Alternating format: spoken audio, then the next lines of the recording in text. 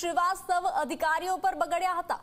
ઠેકેદાર લઈને ન આવતા મામલતદારે ટકોર કરતા મધુ શ્રીવાસ્તવે પિત્તો ગુમાવ્યો હતો। મધુ શ્રીવાસ્તવે કહ્યું કે હું 30 વર્ષથી ગામડાઓમાં ફરું છું, મને બધી ખબર છે। હું અપીલમાં જવાનો છું, કોણ ક્યાંના ઠેકેદાર લાવે છે મને ખબર છે। તમામ ઠેકેદારોને ચેક કરી છે પાછળથી એવું કે આપણે આ તો છે અહીંયા તૈયાર છે, બોલાવી દઉં છું એટલે બધા ચેકઅપની કરી દો અને પછી આવનારને દિવસે બી હું અપીલ કરવાનો છું હોય કોઈ ઠેકેદાર તો જોડે ના હોય બધાને ઠેકેદાર ના ખાવ આપણે તાલુકામાં બધાને ઓળખું 30 વર્ષથી કોણ ઠેકેદાર કોણ છું।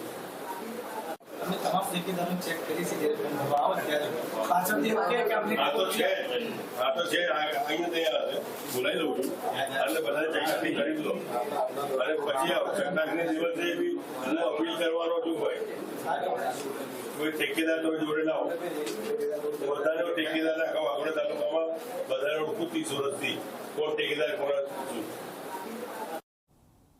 આણંદના કોંગ્રેસ ઉમેદવારે